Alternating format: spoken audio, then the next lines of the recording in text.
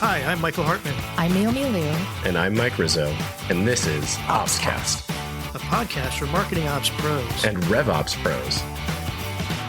Created by the Mo Pros, the #1 community for marketing operations professionals. Tune in to each episode as we chat with real professionals to help elevate you in your marketing operations career.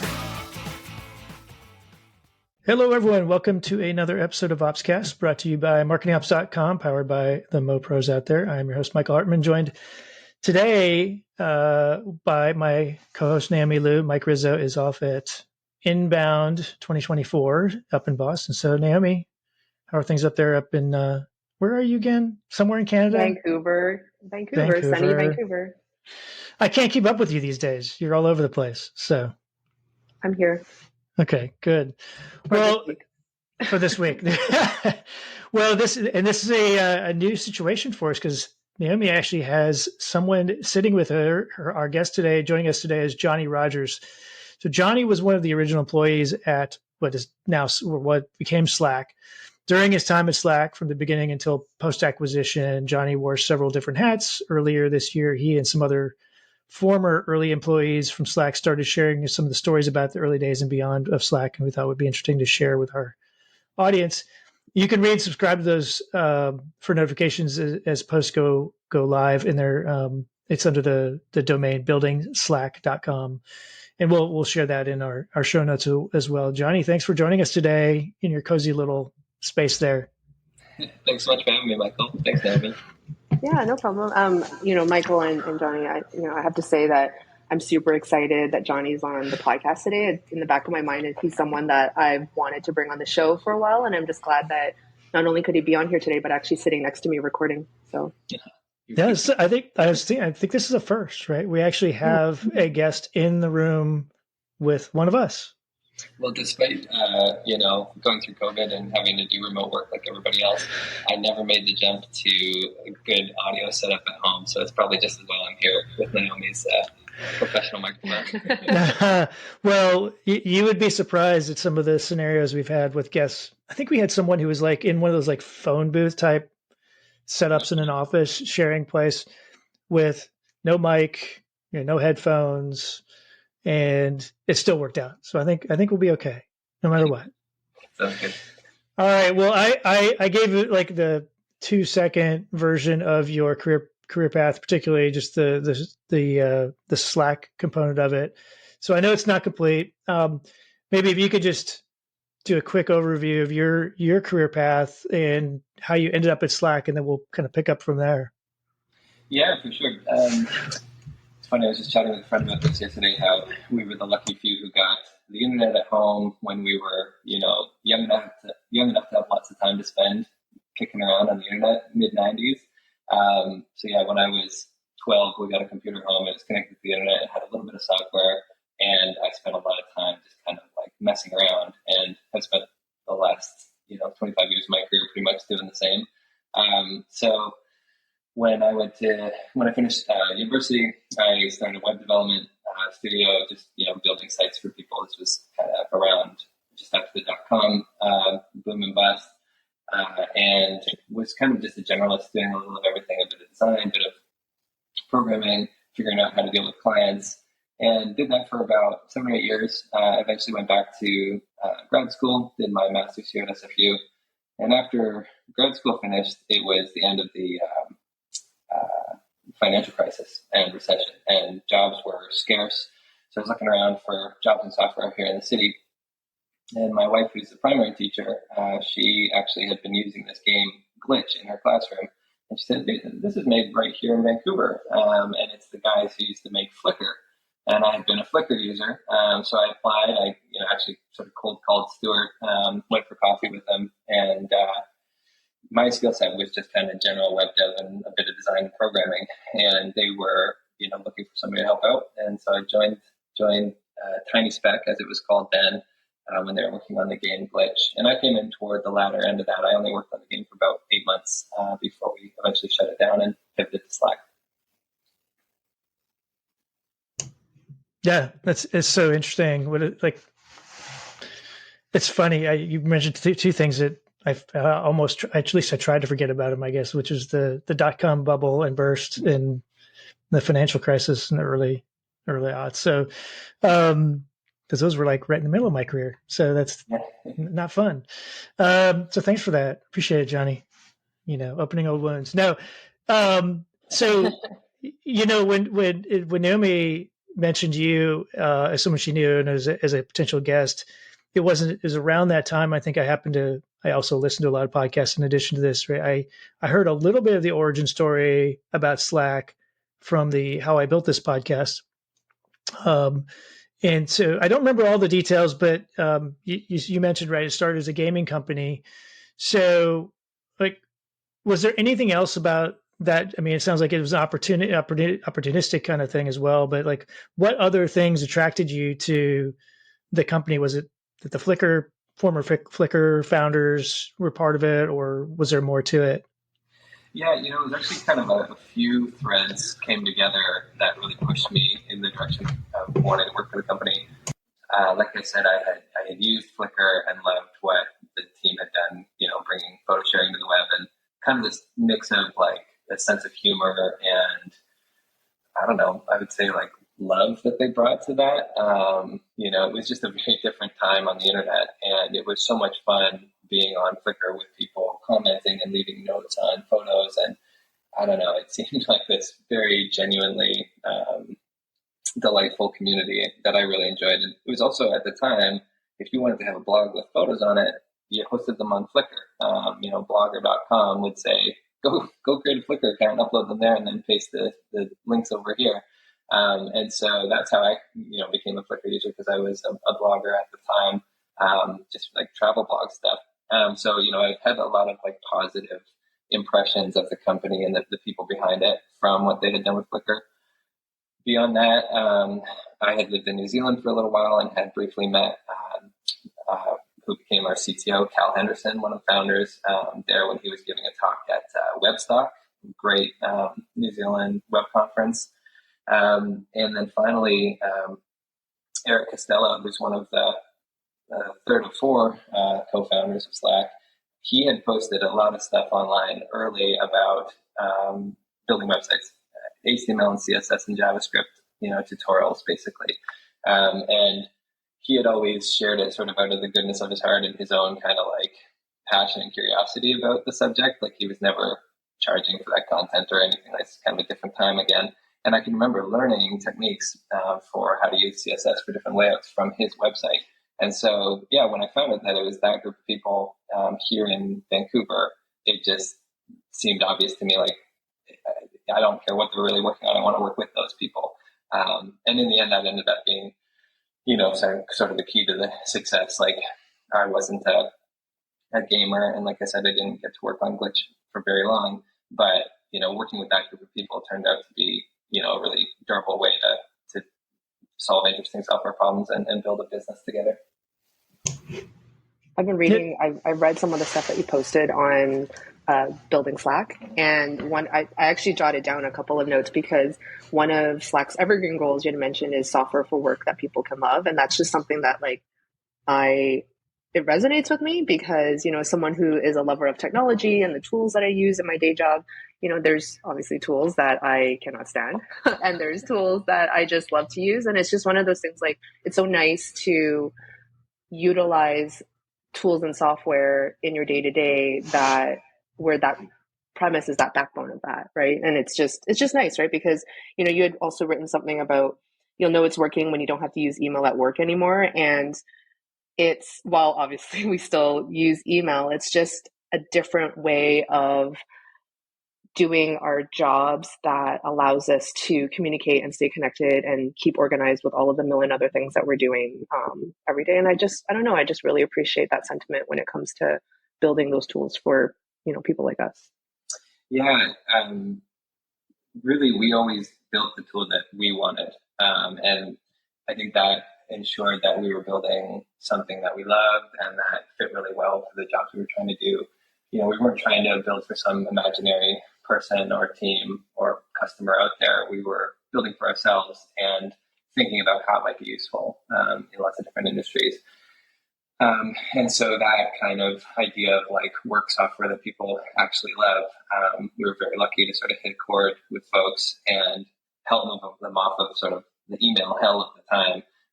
I can remember Stuart early on when he was pitching it, like, we were using a tool like Slack internally that we had cobbled together.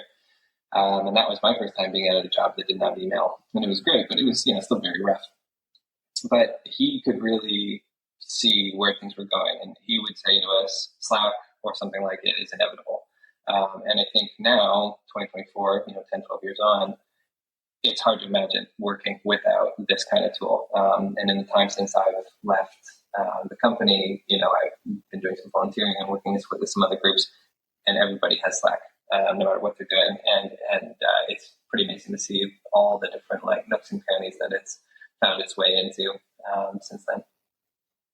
I think one of the reasons that kind of comment really resonated with me, software for work that people can love, is because, we as marketers, we often are designing programs and building workflows and coming up with nurture programs for this group of unknown people in our minds, not realizing that and thinking hey, actually we are the target audience. How would we receive these types of campaigns? Do we want to be nurtured to every Monday at 12 p.m.? With a, hey, sorry I missed you type of email. I think it's easy to forget that we are our own consumers as well. And that's just something that is an important reminder. Yeah, it's cool because I think there's kind of two ways to think about it. One is just the Silicon Valley startup advice, which is scratch your own itch, right? If you have a problem and you can solve it with a product and you can make it as good as you know how to make it to solve that problem, good chance somebody else is going to have the same or similar problem. They're going to be interested in it. The flip side is I don't know, it's the golden rule, treat your customers the way you'd like to be treated. Totally. And, we've all used shitty software and we've all felt the funnel of growth team slide deck pushing emails and notifications at us to try and get us to do something. And, we always tried to avoid that. And we always tried to address our customers as people. And thinking through, how we could best make something that would help them solve their own problems rather than, buy our product, I guess, which is tricky. And it takes a lot of effort and decision-making at every step and over a long period of time to pull off.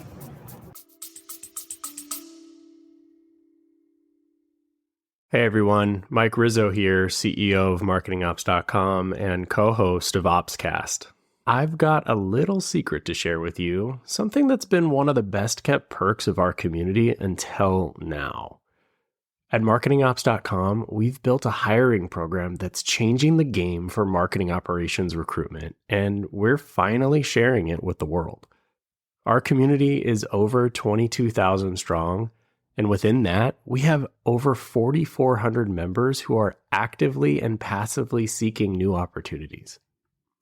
These are seasoned professionals with skills and experience spanning platforms like HubSpot, Pardot, Marketo, and so much more. Plus, we can help you fine-tune your outreach, targeting exactly the right candidates by region, years of experience, seniority level, or even agency experience. But here's the real cherry on top. When you hire through our program, your new team member gets a free membership or a virtual ticket to our annual conference. From day one, they're not just stepping into a new role, they're getting access to the training, networking, and support they need to hit the ground running. So if you're ready to unlock this incredible opportunity, it's time to let this secret out. Visit marketingops.com and find your next star teammate today. Thanks for listening, and as always, keep optimizing. Yeah, Naomi, you hit on something that I think I've, as a kind of a leader in marketing ops, and one of the roles I think we should all play is to be advocates for our customers, right? And I think sometimes, ideas are thrown out of things we could do, right? To you both have sort of painted a little bit of a picture of what that might look like, and our job should be to go is this really what our customers want, right? So Nurture's a great example. I've sort of soured. I don't know that we don't necessarily need to do it, but I do not believe there's anybody out there who's going, oh, I got this email from company X. I cannot wait till I get the next one, right? Whether it's a day or a week or a couple weeks. I just I don't know anybody who's doing that, right? Everyone's When I busy. when I get an email from a rep, I try to figure out, is this a nurture, right? Or are they actually sending me a one-to-one email? Yeah. Well, it's funny because I don't know about you, Naomi. Like I almost never unsubscribe to anything because part of that I'm trying to see what are these companies doing. Yeah, I want to see what they're doing and see if there's any commonality. And so, by the way, that's to our audience who might be in sales or something. That's not an invitation to start pushing emails to me. Just like I do unsubscribe occasionally, but in general, I try not to, just because I think it's valuable to see. But I think that's really a good. Johnny made the point. Like, I mean, we wanted the golden rule. I love that's a great way of saying it. I mean, like we should treat our customers the way that we'd want to be treated. Yeah. Like, do you want an email from an AI written out the script to sell you some shit? No. Do you want somebody to talk to you about your problems and try to help solve them? Yeah. I mean, I literally like the last 2 days. So I had we got a household product, kitchen appliance kind of thing, and it broke down. It was still under warranty. Contacting the company is lovely. Right? They would send out a replacement. It didn't come with a return shipping label, so they got FedEx to send it to me. But dealing with trying to coordinate with FedEx has actually been the big problem, right? So, and there's not a knock against FedEx. I don't really have anything about that, but it's like an example of like I actually just wanted to talk to somebody, and I couldn't talk to somebody, and it made it hard to do that. And I know they're all trying to manage costs. And like I understand why. So, but it's like if they put themselves in the customer's shoes, your mindset, right? They're frustrated. They want help. Like, make it easy for them. This is something that was essential, I think, to the DNA of the company and to the success of the company. So call it customer love or whatever, but from the get-go, from the top, from Stuart as CEO, and from Ali Rail, who I'm writing and building Slack with, and who was our head of customer experience and eventually VP of the same, and then eventually our CTO. The sort of bottom line was like, is this good for the people using the product? And are we doing right by them? And if you contact Slack for support in 2013 when we were in our alpha and beta, or today when millions of people are using it, it's an actual person at the other end of the line who reads your email, understands what's going on, and will reply as a human. Now, of course, there's some scaling. Like if there's a widespread issue, you might get a macro type response. But the core of people who work at Slack and have worked at Slack over the last decade, hundreds of folks in customer support who take their job super seriously and are so empathetic and supportive of our customers. And the way we talked about people who use their product internally was always with, I guess, a respect and sort of reverence for their time. And so we always kept that as like a sort of fundamental value of the company. And when it comes to like how you're spending the dollars you have to allocate within a company, having a bunch of humans full-time, round the globe, round the clock, answering customer support tickets and doing so very quickly, that costs a lot. It costs a lot more than not doing it, that's for sure. And it costs more than having a robot do it or understaffing that group of people. And I think even more than that, this is where Ali could speak to her experience, but she had a seat at the executive table from the get-go to represent the voice of the customer. It wasn't just another department, like, oh, we got engineering, we got design, we got customer support over here, or we got it overseas or something like that. It was a core part of the business. And the needs of that group and the voice of the customer was represented at the top level in the CBO staff. And I don't know if that's typical.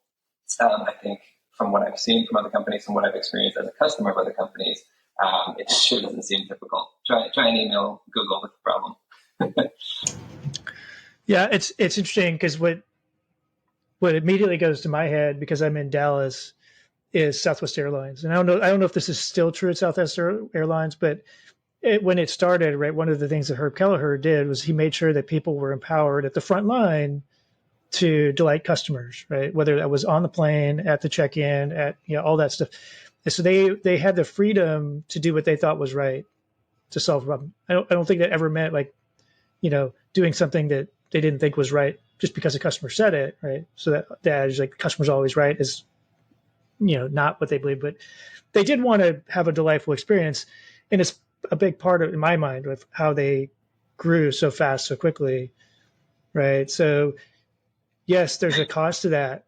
At the same time, I think what's hard is that there's not always that easily quantifiable return in the short run.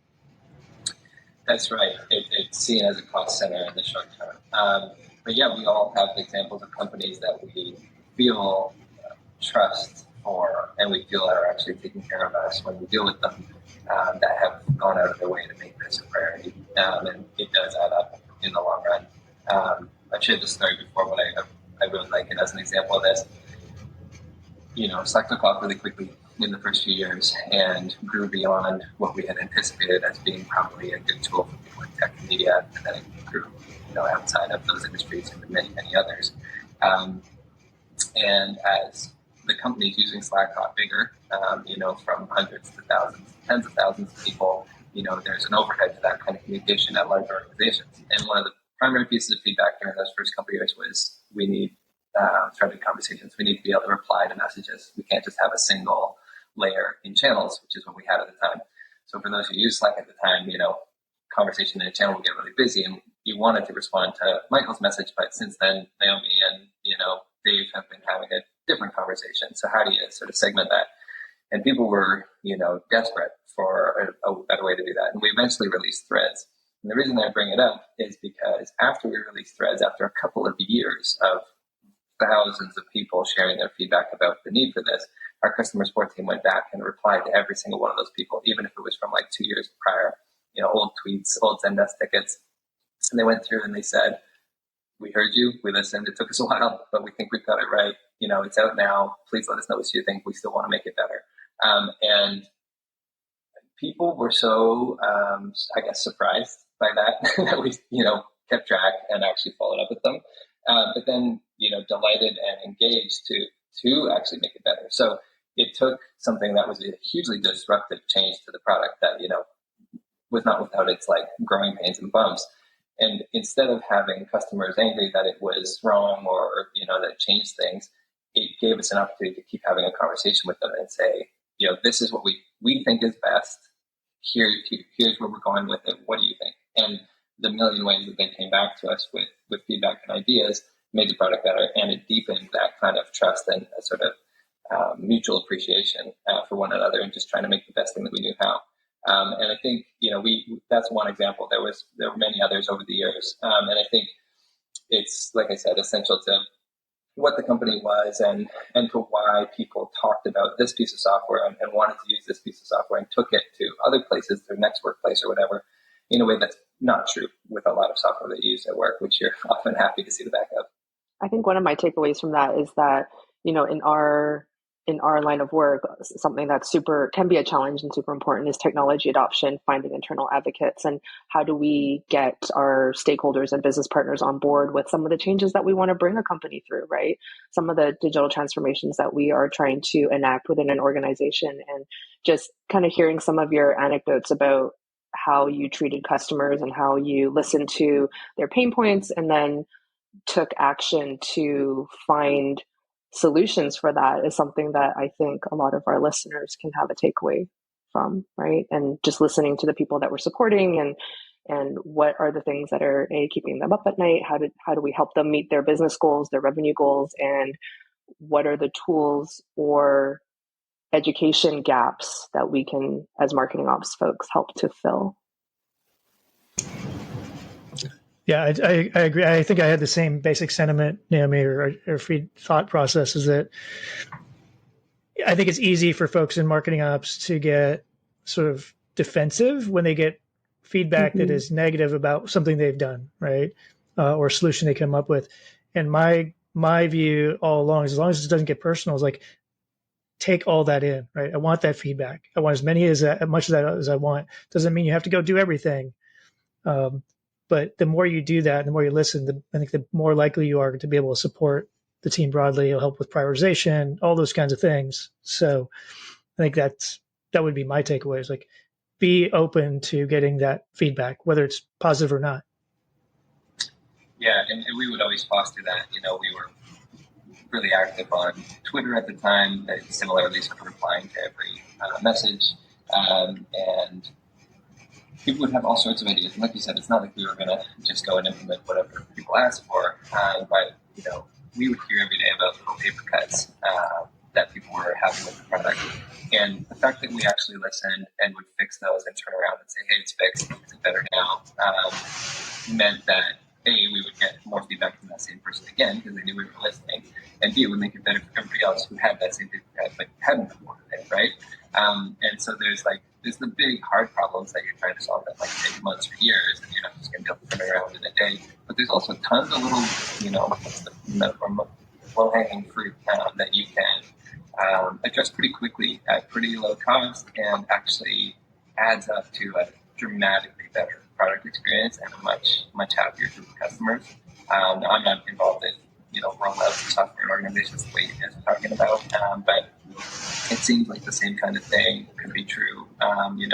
See what's causing trouble for people and what's turning them off of what you're trying to achieve together, and bring them in almost more as like a partner than as like an adversary, I guess. See, I know if Mike was here, he'd be going like, see, here's my point about saying that marketing ops should be like product management. So, all right. So I'm curious. It's funny that you didn't have any, like you're not a gamer, or you weren't at the time, right? But you ended up at a gaming company. But what, I heard a little bit about again from that you built something internally that you needed as a team while you're working on, was it Glitch? Is that the name that was at the, yeah. So what, like how did that even start? Like, what was it because you were all tired of email threads and like didn't want to use a wiki? I think wikis were around then, maybe. Yeah, wikis were around. So this predates me, but I experienced it when I joined the company. They had the founders and early employees at Glitch. They had sort of cobbled together IRC, which is a long-lived internet relay chat, which kind of looks like Slack if you squint at it, but was like sort of a simpler, earlier chat protocol from the web. The biggest downfalls of it was that you only got the messages if you were online, so there's no archive to scroll back to if you weren't connected. It didn't have native file sharing, it didn't have search capability. It had pretty basic profiles like just a handle, that kind of thing. So it was like amazing chat from the 90s. And they had taken that for, real-time communication with their team. And then they had added all those missing bits. And the additions were very clunky. Like search was like a web page you could go to, which essentially just formulated a SQL query and pulled stuff out of the database for you. File sharing was just like an FTP file server that would post links into the chat that you click through to. The archive was just done by, stuffing stuff into a database. I haven't heard that for a while, FTP.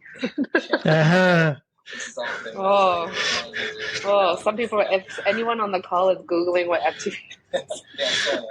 or really throw them off SFTP, right? So. Yeah, file transfer protocol, just the way that I put files on a server. This is before we talked about the cloud. Oh my god. It's just, yeah.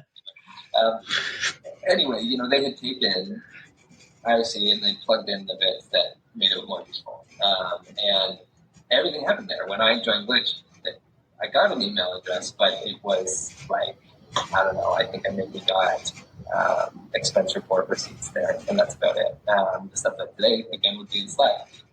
But we never used email for company communication. It was all on IRC. And the other thing that was lousy about IRC at the time is like the mobile clients were pretty terrible for it. So the idea was there to have all your team communication in one place and be able to search over this archive that would, add value over time, because a new person wouldn't be starting from scratch in an empty inbox. They would have all this stuff to look back into, which was definitely true when I was, sort of getting my hands around the job. But it was pretty clunky, for sure, and it was not the focus of the team at all. Nobody was responsible for it. It was just like, some of the engineers adding stuff as we needed it. If something got too frustrating. And Stuart has talked about how it was kind of the best way to sort of accidentally make a great piece of software is to spend as little time on it as possible and only fix something when it is driving you crazy. Because everybody was trying to make a great game and make the game a success.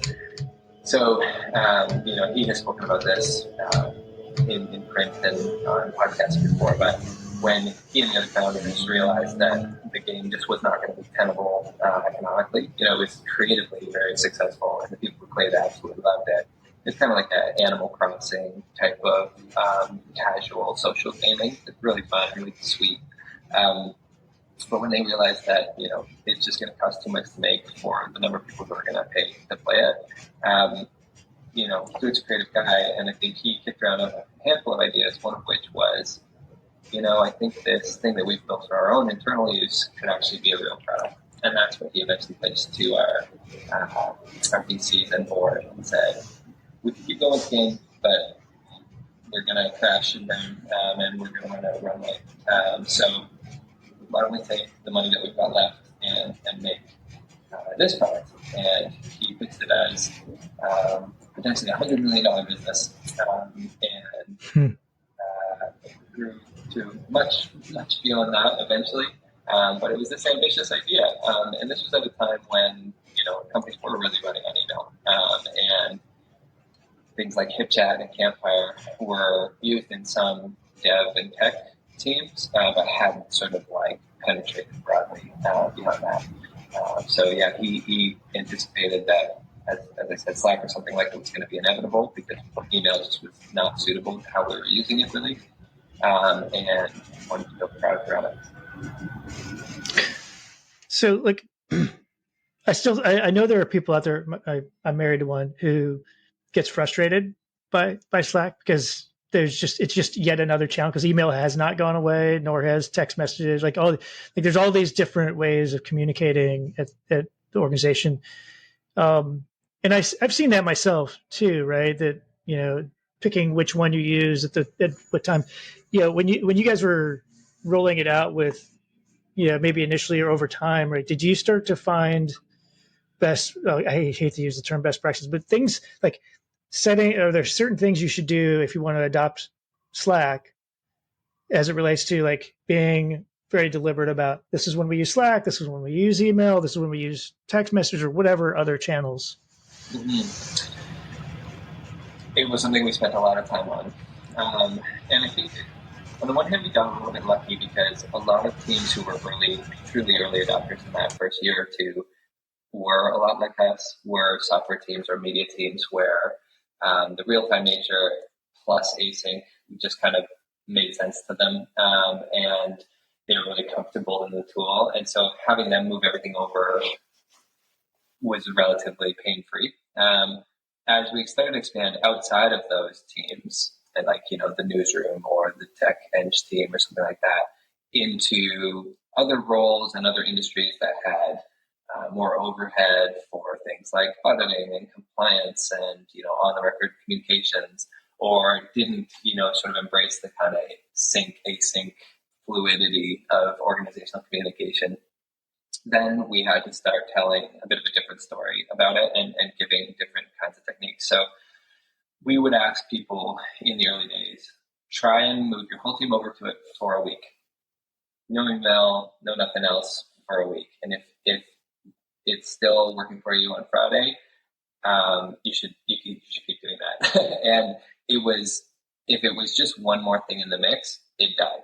It would just be kind of like, well, I'm here, but the accounting team's not here, and I can't ask this person a question, and it just became one more place, and would sort of die on the vine at those teams. Whereas those who came over and went all in, even for a relatively short period of time, they stuck. And those are the ones that we saw sort of just grow and grow and grow in seat count, which was how we charged for the product over time.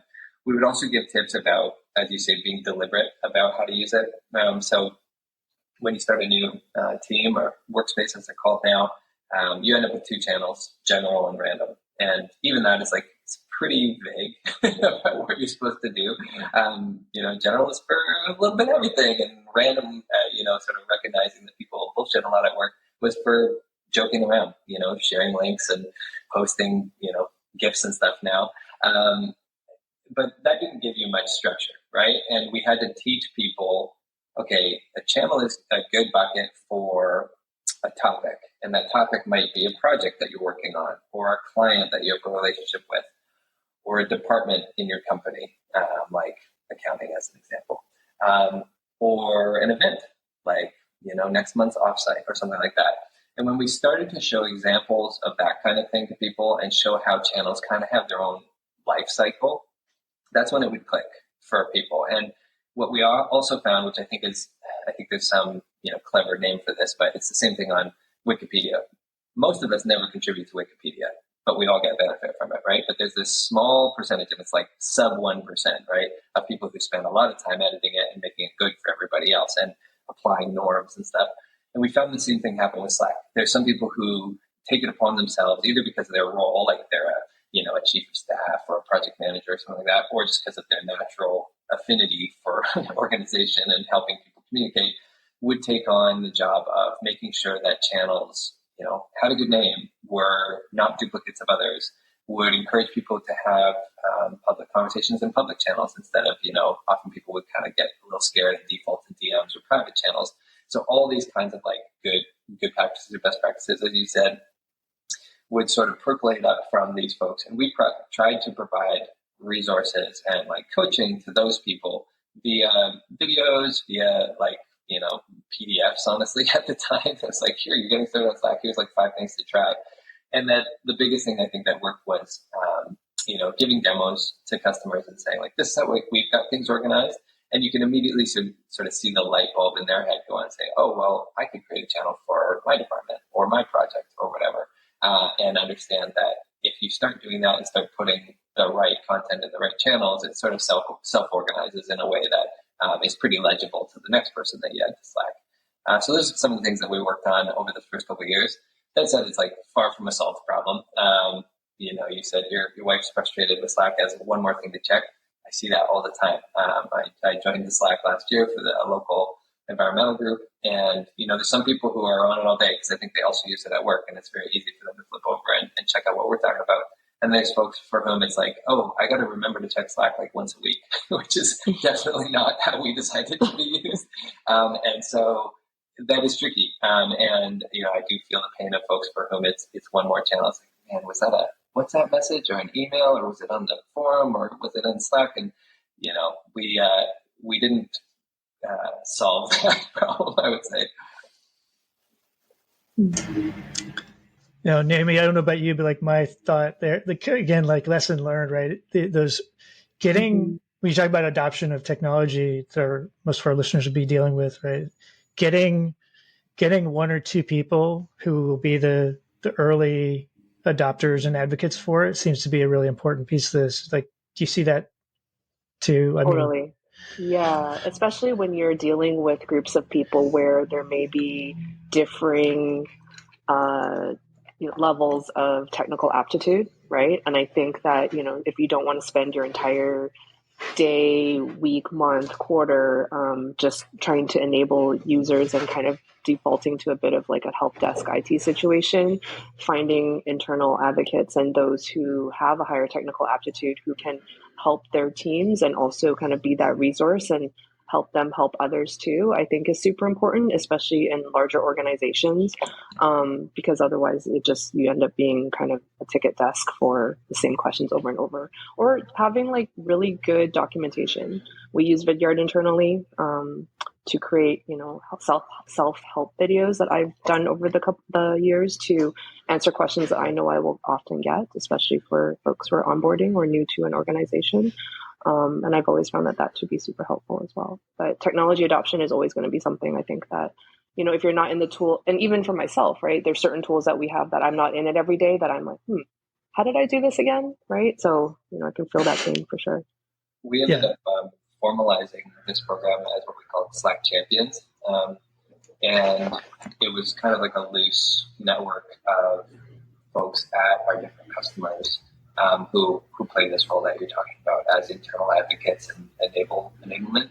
And, we would invite them to events, and we would give them swag, and we would give them sessions and access to our folks who could help answer their questions. And then later on, when we got to the point where, we were big enough and had big enough customers that we had to sort of like preview upcoming changes with their admins and with, people internally, so we didn't surprise them with a big change. that Slack Champion Network turned into this incredible group of people who would give us early feedback on either prototype or like upcoming releases. And so, this would be a handful of people at like a giant company of hundreds of thousands, and we'd be able to turn on a set of new features for them and give them a real taste of what was coming. And we'd get feedback from them over months that would often end up shaping the product or shape the documentation, shape the story that we were telling about it. Why is this change happening? Why do we think it's important? And, what's the best way to adapt to it? To that end, we also had internally in the product and design and engineering org for big changes, like, a big interface change or for a new feature or something like that. We would have an internal document called Change is Hard. And we would basically, from the customer's perspective, either things that we were anticipating or things that others had told us or the champions had told us, all the things that were going to be hard about this change. I'm stealing that. Change is hard. Do it. I was smiling because like that was actually what was going through my head at the time when you just said that. So yep, done. I'm stealing it. Well, there's no point in sugarcoating it, right? I mean, when have you ever opened a piece of software that you're used to using and it's changed and you've been like, yes, it's changed? It's like, it's awful. It's like, oh, the button's different and it's labeled and like nothing works the way I expect. And so you gotta meet the person where they are and anticipate that this is probably not going to be something they're welcoming. And it's twofold. One, you have to recognize and anticipate the issues and try to address them as best you can and provide them with pathways to get back to a place where they feel like they're in control of the tool. And you have to do a good job telling the story of why you've made the change. Because I think the most frustrating is when software that you're used to using changes and you don't really know why it's different. It's either just different for different sake or it's different because of some business model change. I'm looking at you, Instagram. Right? Yes. It's like why? Exactly. And I have two accounts, and then like one of the accounts, the button's here, and the other one it's somewhere else. Like it doesn't make any sense. So. Oh, no. It's funny because I'm working with a client right now, big global client, and what I'm helping with is like some transformational stuff and onboarding. And I used to work there, so I was on the other side of it. And I've been coaching the team that's trying to foster adoption of this technology. And part of what I'm doing is like building out some new templates for them to kind of do change management adoption rollout.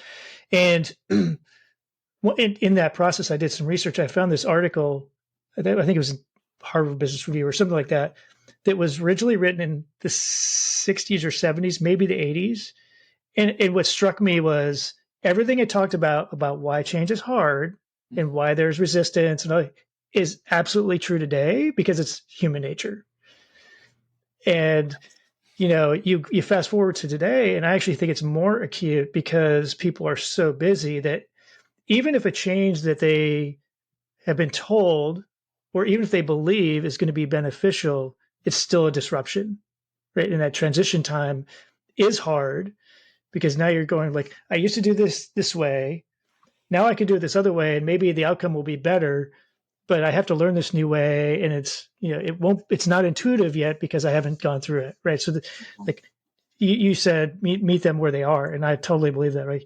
If you've got a team that you're trying to get through adoption of a technology, right, you've got to be realistic about they're either resistant, they're excited, they're ready, they're not ready. Like all those things should be a factor in how you approach it. You can't just go and do it exactly the same to every team in every scenario.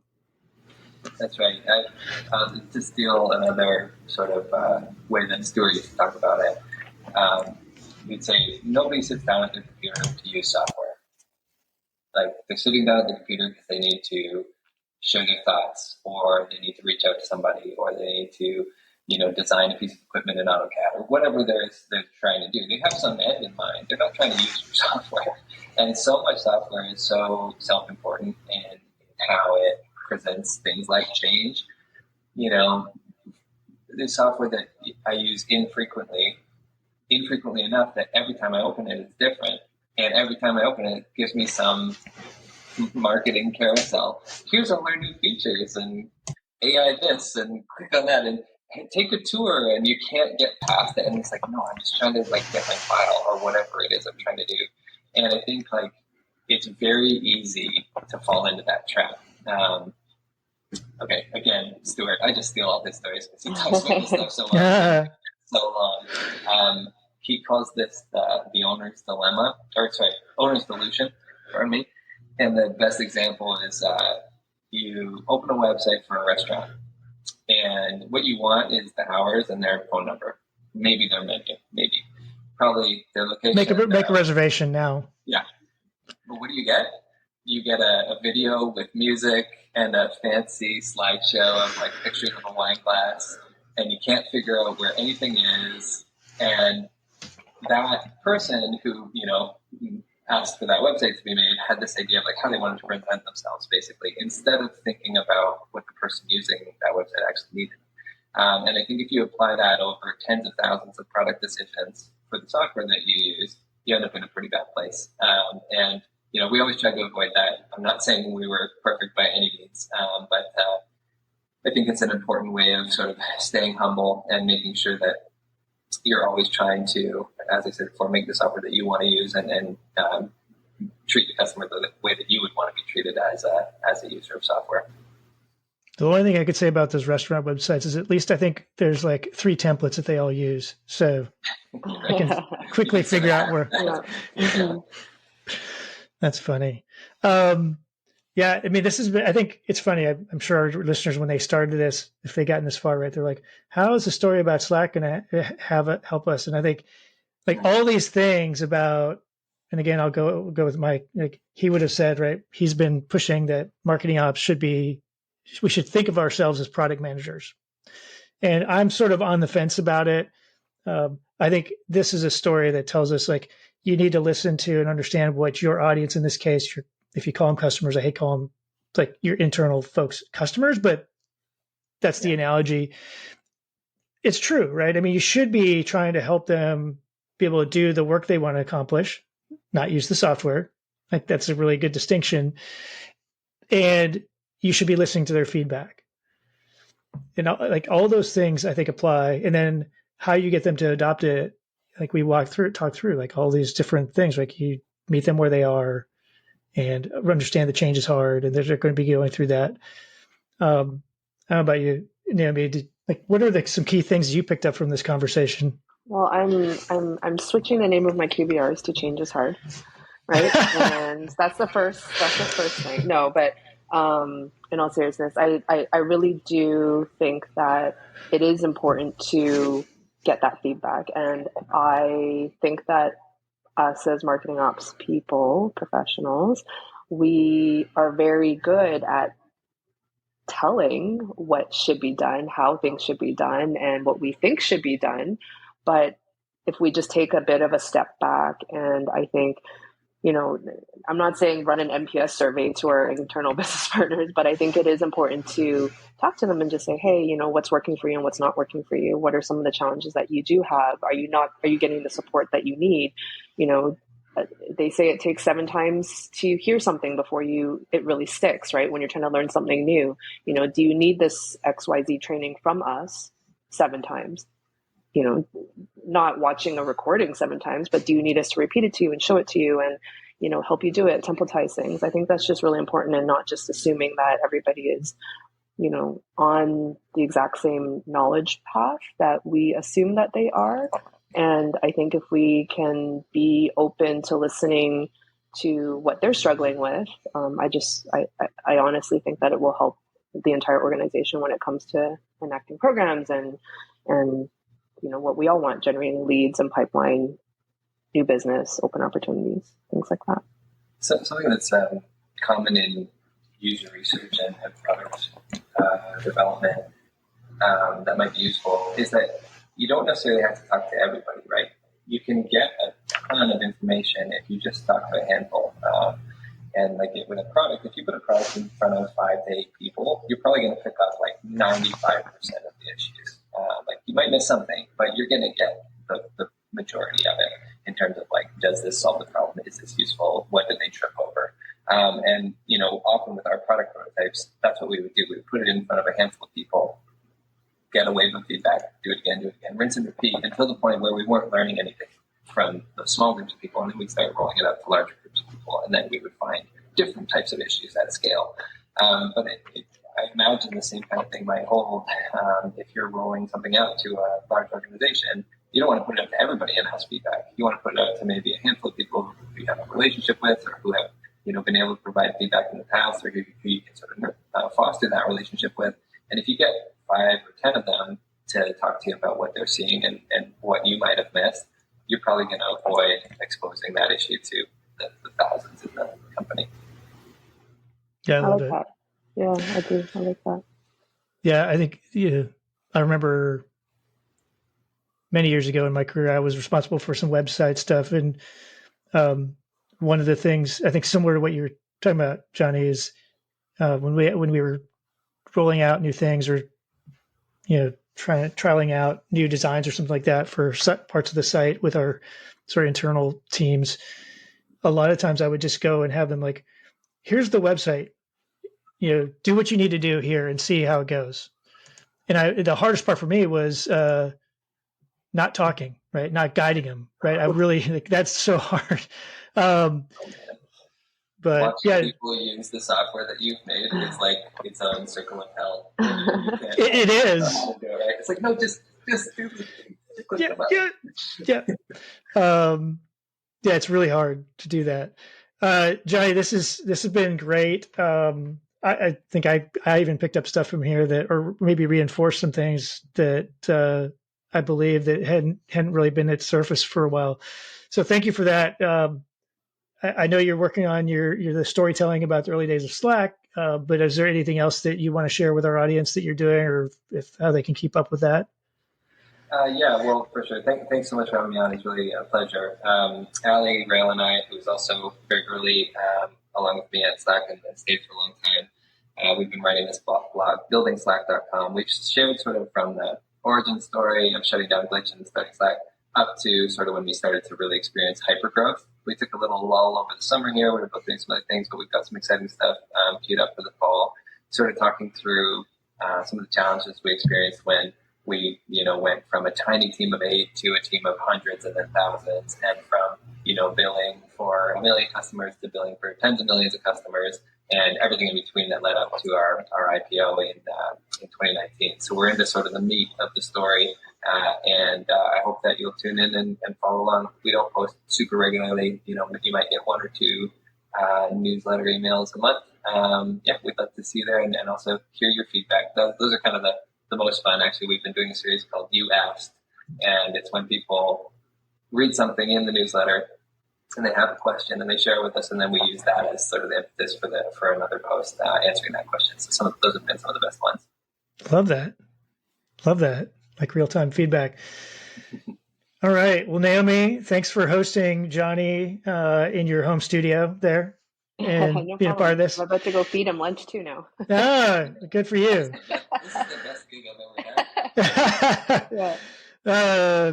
Well, again, thanks to both of you. Thanks to all of our audience out there for continuing to support us. Hope you learned something from this episode. If you have suggestions for guests or topics or ideas for that, or if you want to be a guest or have a topic that you want to bring onto the show, feel free to reach out to Naomi, Mike, or me through Slack, of course, or through whatever platform you can get to us on, LinkedIn or whatever. Until next time, everyone. Bye now. Bye, everyone.